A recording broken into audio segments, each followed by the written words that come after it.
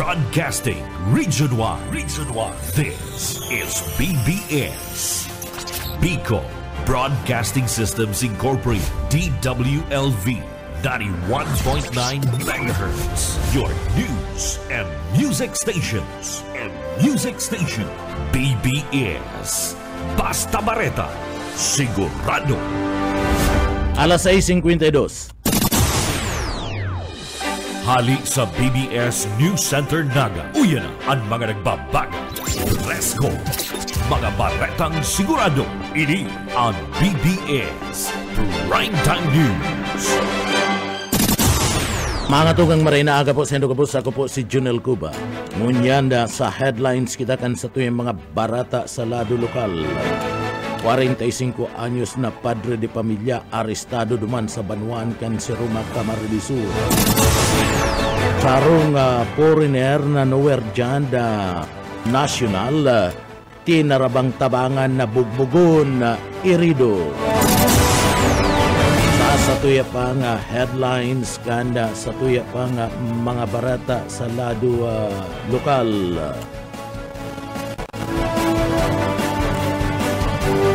Sa tuya nga mga barata sa lado lokal, tulong measurable sports sa Palarong Bicol, higot na pinagbabantayan ngunyan kan Departamento kanda Edukasyon. Ipig rekonisar ana nagkapirang mga personay kanda Police Regional Office No. 5 ninulikan sindang alangkaw o halangkaw na kontribusyon sa Philippine National Police. Ginibo ini kasudma duman sa Camp Simeon Ola sa siyudad kan Legazpi. Apat na mga drug bypass operation na nangyari sa Laogsanan ni Sarong Aldaw. Sa satuyang mga pamayukan na mga barata pa sa lado lokal, Vice President Lini Robredo kinumpirmarkan Comelec na nagarehistro na sa Comelec naga asinda pwede ning magkandidato bilang alkalde kana siyudad kana naga. Iyan ang mga headlines kan mga barata, mga detalye sa atyan pagkatapos nin pagirumdum. Mga tugang maray na aga po sa Indokabos, ako po si Junel Cuba. Unyan sa detalyes kita kan sa tuyang mga barata sa lado lokal. Arestado kan mga miyembros kan Philippine National Police o PNP duman sa Banwaan kan si Roma Camarines Sur. An sarong wanted person sa sinabing Banwaan. Dinakopinikan na mga autoridad alas 2 nin pagkapon kasudma duman sa barangay Poblasyon si Roma Camarines Sur. Binisto ana suspek na si Aldrin, 45 anyos may gumpadre di pamilya, zona 7 Sitio Punta Barangay Pinita na si Roma Camarines Sur. Bit-bit kan grupo ang mandamiento de arresto piga paluwas ni Honorable Judge sa Freddy Balonso, ang presiding judge kan PIP Judicial Regional Trial Court Branch 63 duman sa Banwaan kan Calabanga Camarines Sur. Ana suspek na atubang ning kasong robbery o panabun. Anda suspetsado nakakulungon niya sa Jefatura kan Pulisya sa Banwaan kan si Roma Camarines Sur.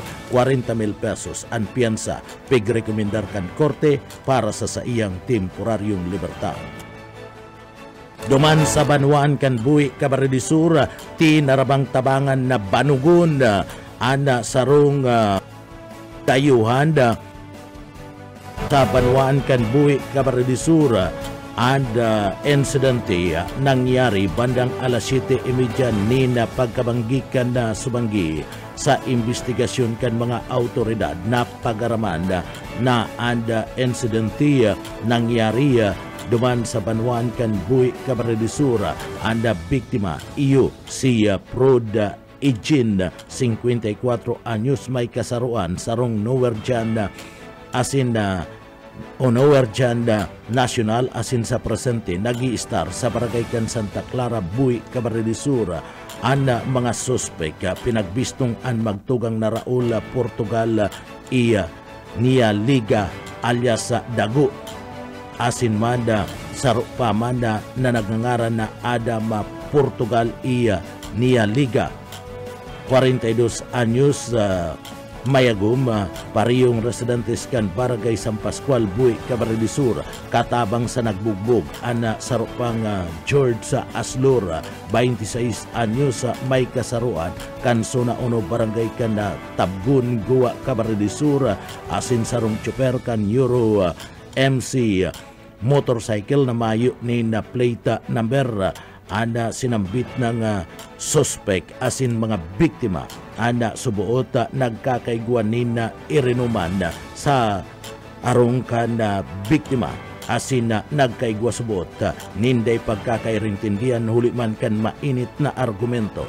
anda suspect pigtarabang o ana mga suspect nagtarabang-tabang nabugbugon anda nasambit ng dayuhan nagresulta tanganing ini anda magkaigwanin na mga bukol sa sayang lalawgon asin manda black eye sa sayang mata napagarmanda na maging anda partibismo kanda tuong tabay ka na biktima na bari durante ka na nasambit ng pambubugbog kana nasabing mga suspetsado anda saro sa mga suspect o anda saro sa mga suspect nadakop kan mga miyembros kan Philippine National Police na pinagbistong si Adam Portugal niya Liga iniyaon ngunyan sa kulungan kan PNP mantang antugang kani asin ana saro pang suspect nakadulag tulos pagkatapos kanasambit ng insidente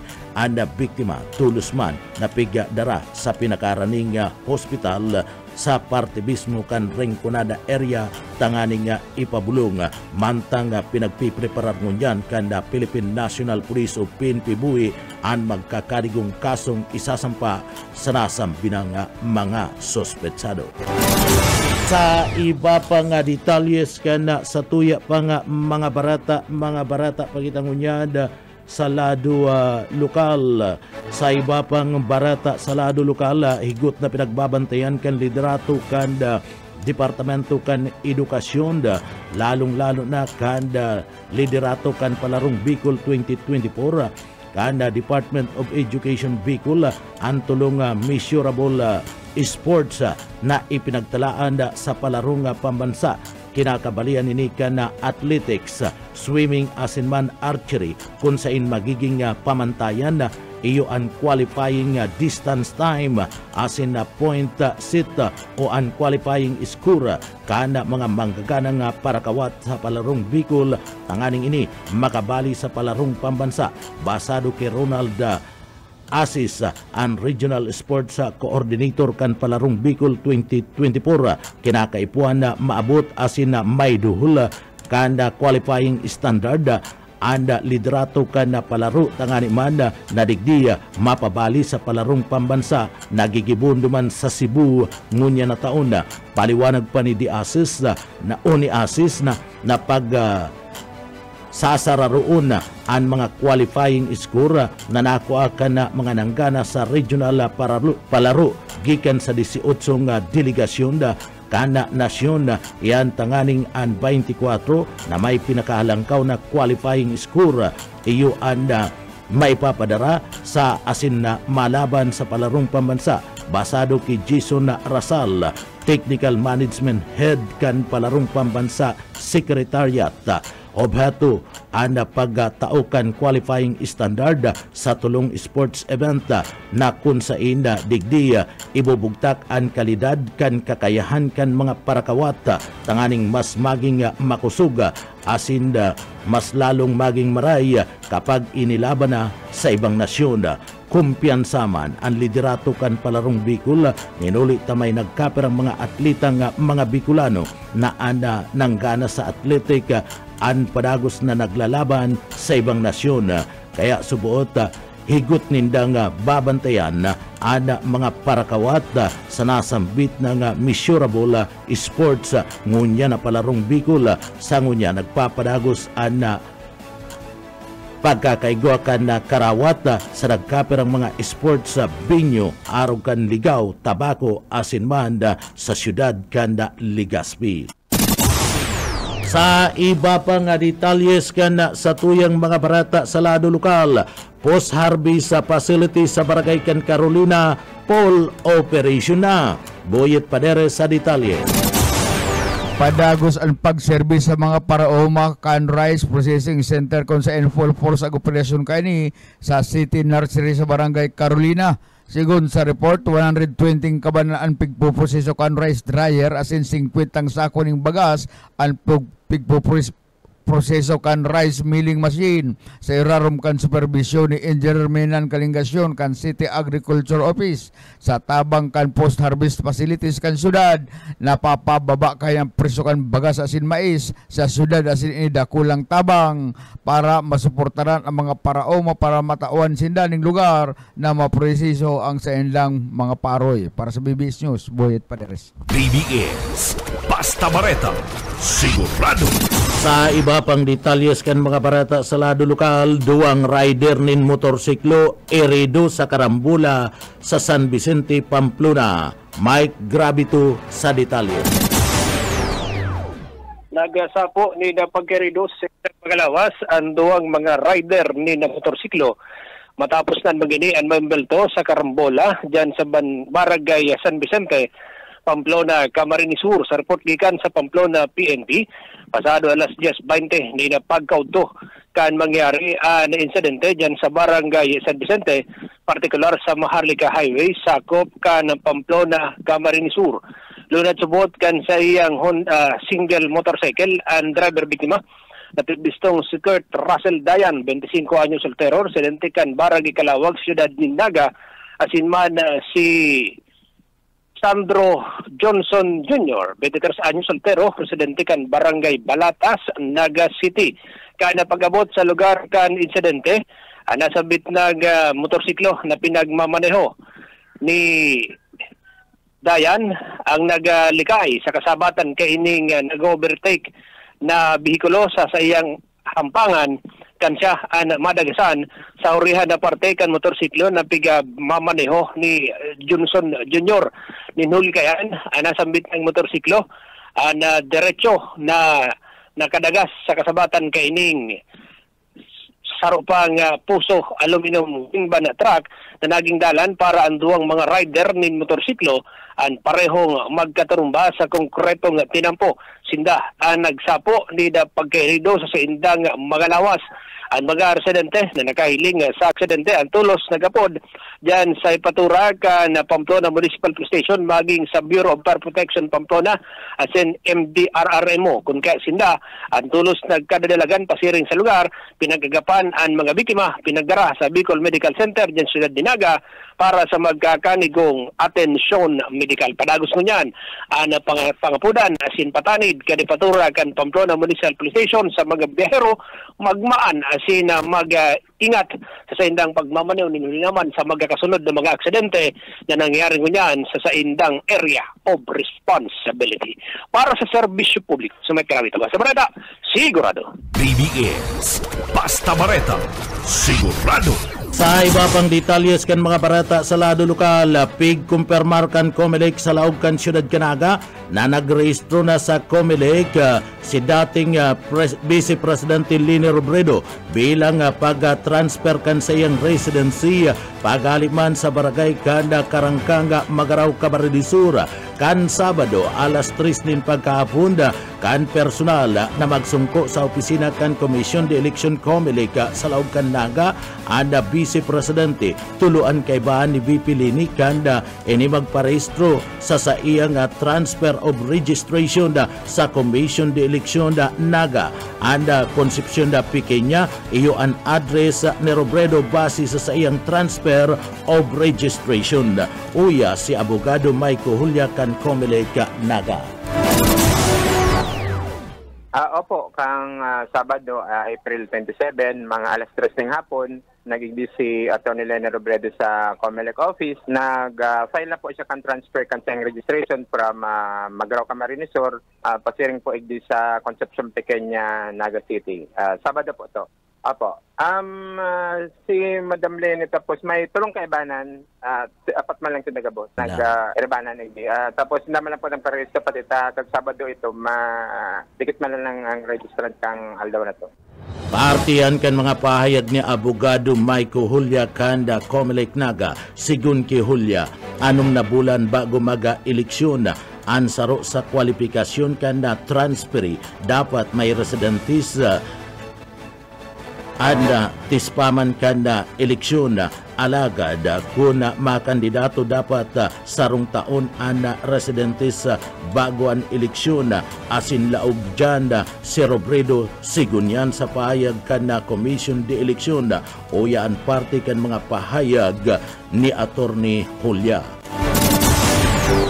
Opo, ang qualification po baga sa transfer as registrant 6 months prior to election, anom na bulan bago mag-eleksyon, at least may residency kang 6 months prior to election. Pero for purposes of ang requirement baga kung madalagan makandidato, dapat may residence ka at least 1 year before election. Ardiyan kan mga pahayag ni Attorney Maiko Hulya ang Comelec officer kan Siyudad Canaga. Pa iba pang detalyes kan mga pareta sa lado lokal, travel related disease ngunya na summer season kaibaan malaria tigpatanid kan Department of Health. Daryl Banya sa detalye. Patanid ang Departamento sa Salud digdi sa Bicol kontra sa mga travel-related diseases ngunya na summer season kabali na anhelang na malaria. Inisarong infectious disease gikan sa parasite na Plasmodium na naibabalyo sa tao sa paagikan kagat ni namok na ordinaryong sa mga rural areas asin bukid. Maski nga ni ini naiiba sa dengue asin man chikungunya na ang kausa virus, pareho man ang sintomas kan mga ini, kabali na ang pagkakaigwanin halangkaw na kalentura, pagtakig, pagkulog nin payo asin man hawak. Katakod ka inipig ang kaminar kan Department of Health ang publiko, partikular ang mga nakakamati kan mga naonambitan ng sintomas, na tulos na magpakonsulta sa doktor, tangarig na maagapan ang helang. Maray man na paagi, tangarig na makalikay, pagmantinir kan malinig na kapalibutan, paggamit nin kubong na may halong insecticide, pagsulot nin haralabang bado asin man insect repellent, urog na kun mapasiring sa mga lugar na may halangkaw na peligro kan malaria. Dagdag na bareta sa lado lokal, Daryl Banyas, Basta Bareta, sigurado. BBS, Basta Bareta, sigurado. Sa iba pang detalyes kan mga bareta sa lado lokal, sa pagparehistro ni Vice President Leni Robredo sa Commission de Election Comelec Naga, kanagtalikod na aldaw ka na Sabado alas 3 ni na pagkahapon, pigtukdo kani ana sa iyang residensya na iyo ana Concepcion Pequeña Naga City. Anda subuot harung ka na sa iyang mga magurang kung sa ina nagdakula si BP Lini sa barangay kan Concepcion Pequeña, iyo an sa iyang pinagbugtak na address kan ini an magpa-transfer ka na registration sa parte mismo kan opisina kan Comelec kan nagtalikod na aldaw kan Sabado. Uya si Abogado Maiko Hulya kan Comelec Naga. May residensiya sa po itong sinabi niyang residence po tabi pagparehistro niya. Hindi po sir, sa Pequeña po itong ninda ancestral house ninda itong dinakulaan niyang harong with her parents. Concepcion Pequeña po. Apo, ang magiging voting center niya ito sa may Naga City Science High School. Partiyan ka na mga pahayag ni Abogado Maiko Hulya ang Comelec officer ka na Naga, kinumpirmar ka ni na lihitimo ng botante sa kana Siyudad Canaga si Robredo asin an sa iyang voting present sa Naga Science High School. Sa iba pang detalyes kan mga bareta sa lado lokal, kung in kaso magkandidato sa laog ka na Siyudad Canaga si VP Leni Robredo, lusot na ini sa mga requirements na pinagahagad kan Commission de Eleksyon arog kan 1-year residency bago iniya mag-abot ang eleksyon. Sabi ni Abogado Hulya, aram kan gabos na si Abogado Robredo igwanin sa diring harong asin istaran sa laog kan syudad Canaga, kaya mayo subot nin question o problema pag-abot sa residency kani asin kwalipikado na magdalagan sa anuman na posisyon digdi sa laog Canaga, uya si Abogado Maiko Hulya. So, kung alimbawa makandidato si Vice si BP Lini, so duman sa sinasabing 1 year, lusot pa po siya duman sa pag-file niya ngunyan kaso Sabado po. Yun po, kung sa residency man lang po, baga, sabi 1 year residency prior to election, aramdaman po na si talaga BP Lini, mayroong man po talaga sinagdi sa Naga. No? Tapos, siyempre ang kagataon, pwede may terang residences. Kaya itong ancestral house ninda, pwede itong considered as residence, domicile. Artiyan kan mga pahayag ni Abogado Maiko Hulya kan Syudad Canaga na sinasabing mayong problema asin lusot na magkandidato ang dating Vice Presidente kan Pilipinas Lini Robredo sa anuman na posisyon lokal sa Syudad Canaga. Iba pang detalyes kan mga barata sa lado lokal, Department of Agriculture sa Bicol inako na nasasakitan sinda sa pagbalanse kan presyo kan bagas asin paroy o kaisminda sa detalye. Pinagkakumpirmar ni Regional Director Rodel Tordilla kan Department of Agriculture na nasasakitan sinda sa pagbalanse akan presyohan kan na bagas siriman kan paroy. Alagad ginigibos mo tindaan gabos sa nganing inian na masolusyonan asin na matabangan ang mga parauma lalo pa ngunyan sa pabago-bago subot kan na klima asin paglawg kan na mainit na panahon, mas lalo supot na sinasakitan ng mga parauma ang presyohan supot ang nagkababaliktadan kung sain pag halangkaw supot ang presyo kan ang bagas sa ugmaan mga konsumidores. Alagad pag barato man ang paroy, problemado man asin nasasakitan man sinda sa pagpaliwanag sa mga parauma. Sa Department of Agriculture, may mahirap kami, may masakit kami trabaho. Masakit ang trabaho kasi satisfaction of the consumers and the farmers, di ba? Ang example tagayan pag halangkaw ang presyo kang paroy, satisfied ang mga farmers ta. Pero anggot sa muya ang mga consumers kasi mahal ang bagas. At the same time, pag makatuman ng bagas, ugma ang consumer sa muya, anggot man ang farmer sa muya. So we have to balance everything. Ano po? So aron po kaya ka-delikado ka ang sa muyang ginagampanan sa papel, particularly pag-abot sa usaping food security sa bilog na Pilipinas. Paartihan ka naging pahayag ni Regional Director Rodel Tordilla ka na Department of Agriculture Bicol. Dagdag na bareta sa lado lokal, Oscar Esmenda, Basta Bareta, sigurado. BBS, Basta Bareta, sigurado. Sa iba pang detalyes kan mga barata sa lado lokal, aram kang gabos na may harong sa laog kan Syudad Canaga si Robredo asin iniya bago pa man kan sarong taon na ana eleksyon ini ana nagi-star naman sa laog kan Syudad Canaga asin nakalipat na ni na transfer of registration kaya pasok na pasok subuot pag-abot sa residency requirements. Uya si Abogado Maiko Hulya kan Comelec. Apo, selling ko po, may namang question sa residency. Aram kang gabos na taga-Naga po talaga si BP Lini. Tapos nakalipat siya, alay pa man bago mag-election. 6 months before election, ang qualification as registrant. Tapos kung as qualification man to as candidate, at least 1 year residency bago mag-election. Kaya selling ko sa residency requirement, pasok na po. Sa residency kaya subot, pwedeng ori si registration, alagad pwedeng may residensya na haluin na digdi sa laog ka na Syudad Canaga, asin yan na depende subot sa sitwasyon. Uya pa si Abogado Maiko Hulya. Dahil ko lang alam kung ano niya. Pero siyempre sa residency kaya, pwedeng nauri sa registration, pwedeng may residence na haloy na talaga. Sabi nga ni ano yan, depende sa situation.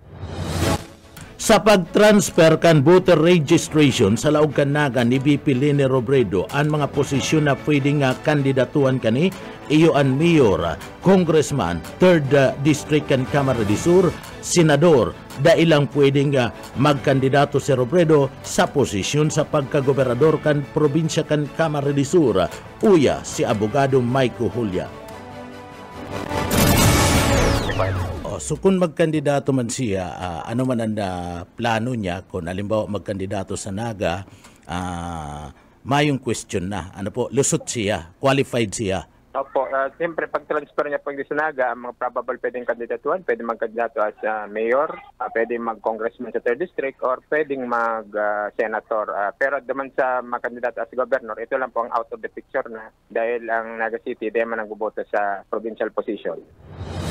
Artiyan kan mga pahayag ni Attorney Michael ya ang COMELEC officer sa laog kan na siyudad kan na Naga. Sa iba pang detalyes kan mga barata at yan pagkatapos po nin pagirumdum.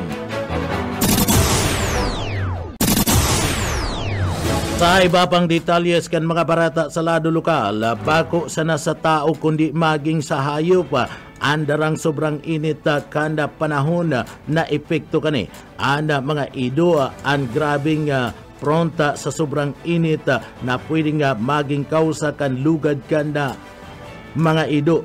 Frontman anda mga ido sa stress asin banda stroke, kaya dapat atamano na maraykan mga maisadiri an sa indang mga atama ng mga hayop para iwas stress asin banda stroke, uya si Doktora Lingua ang City Veterinary kan siyudad ni Naga. Iyo po, grabe ang epekto sa tuyang tao, sa hayop, grabe po ang epekto kay sobrang init.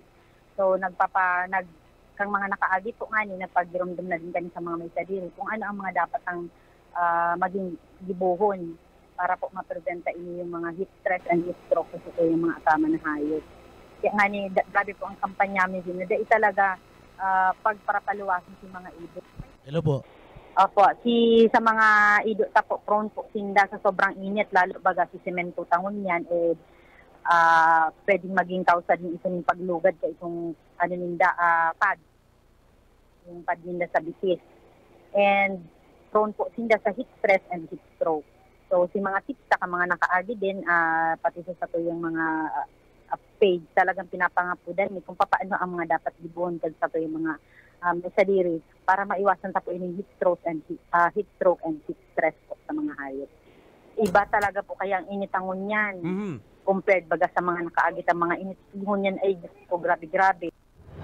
Partiyan kan mga pahayag ni Doktora Lingua and pamayukan na City Veterinary Office sa laog kan siyudad Naga sa entrevista kan na programang Radyo Banat ni Benji Rivera. Tag-abiso ang City Veterinary Office sa laog kan Naga sa mga parauma urog na dumana sa mga nagaatamanin hayop arog kan na kandinga baka damulag asin livestock dapat na digdiya perming available ana inom na tubig o iguanid na inom na tubig ang mga hayop na monitor maninda na dakul na mga nagaatamanin mga hayop anda napapabayaan ang sa indang mga ataman na kung sain na nababalad nin init kang saldang dapat subuot pag alas 10 nin aga ang mga ini ibinubugtak na sa malimpoy na lugar ang mga hayop na ini uya ang parte kan mga pahayag ni Dr. Lingua. Si mga kanding, damulag, baka, sa mga livestock ta po. Yes. Parang sana po, simple naman lang po si mga paabiso na dapat po si inumon, dapat perming available po iyan. Then po, si mga pagpapastol nga ni, dakulon pa akong nahihilingon niya, si mga baka damulag, dahil malampig iintindi, yaon talaga sa katahaw-tahawin, sobrang, na duman po talaga nakasalalay si mga paraataman man. Siyempre si mga paraataman kaya ang magibong paraan, kung paano ninda maiiwasan or matatawan ng preskong lugar po sa indang mga ataman. So kung may mga shaded, lalo na po pag mga 10 a.m., ngunyan nga ni, anong oras pa lang amay pa mainito na pong maray, dapat po nasa shaded areas po sinda, nasa may sa na tatakpan ng puno or kung saan man po na pwede nindang igakod mo na for the meantime yung mga ataman ninda. Eh po, di bali po ining mga ido, kaya na po ini syempre yaon man halos sa mga kaharungan. So, si mga may sadiri ka ini talagang dapat kung responsable man aram na po ninda ang dapat mga libuhon ka ini. Ang iba nga na itatawid pa nila sa electric pa na ilalawag sa kwartong aircon. Aircon, ayan po. Partihan kan mga pahayag pa ni Dr. Lingua ang City Veterinary Office kan o officer kan na Siyudad Canaga sa pakikipag-ulay kan na programang Radyo Banat ni Benji Rivera. Huli kan sobrang init kan na panahon na daima ibitaran ang rabies sa mga ataman na ayam kung ang sarong ido ang may rabies. Huli kan na init kan panahon na kung harayo ang inaabutan kan ido, pwede ining dakula ang maulakitan kan rabies. Ada mga stray dog, iyo ang inot na naaapliktaran kan na rabies.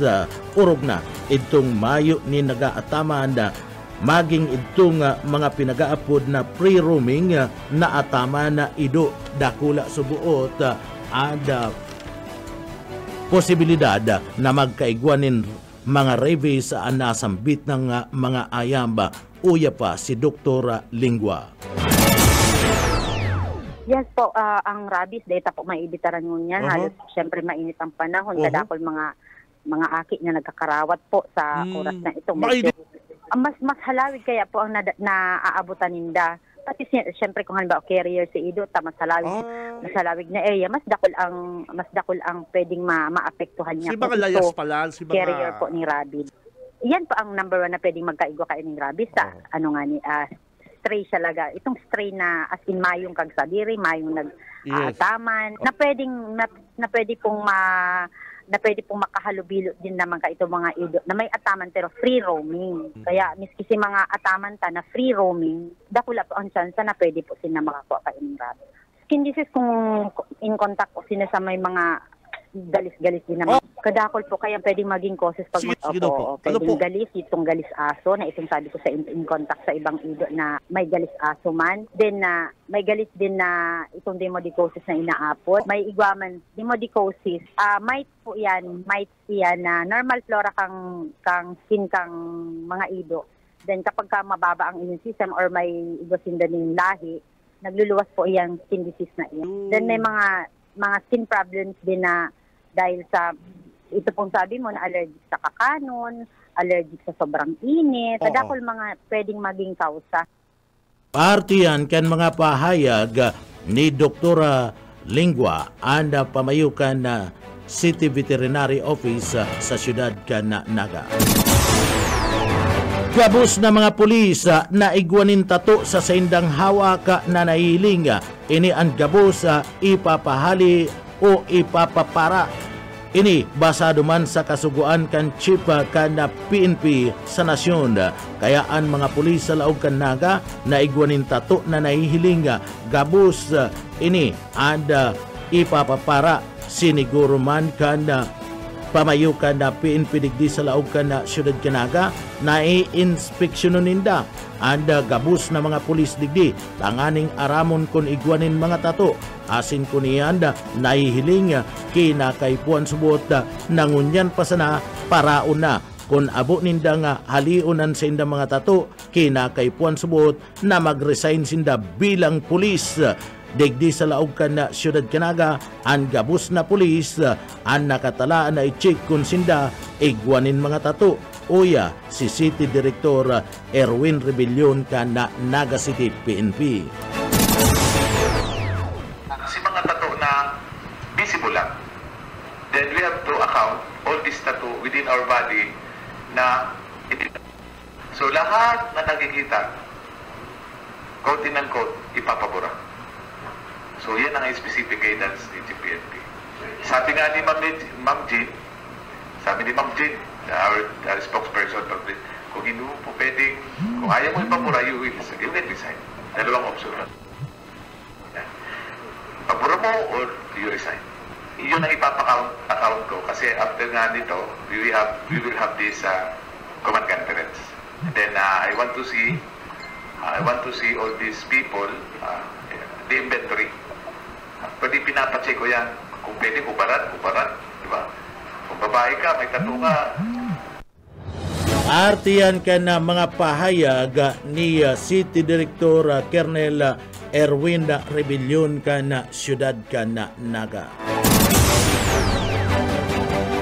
Mga tugang iyan ang katiripunan kan mga barata sa pangarangkan sa tuyang mga nakaibahan sa pagpaabot ng mga barata sa Engineering Department kay Bananta dyan si Sir Stephen Pabis, Chief Engineer Ariel Camarote. Ako po ang sendong para barata si Junel Cuba. Mabalos po kan sendong pagantabay. Salamat po. Mapasatuya pulugod ang biyaya asin ang bendisyon kan mahal na Diyos. Basta barata, sigurado. BBS Basta Bareta, sigurado.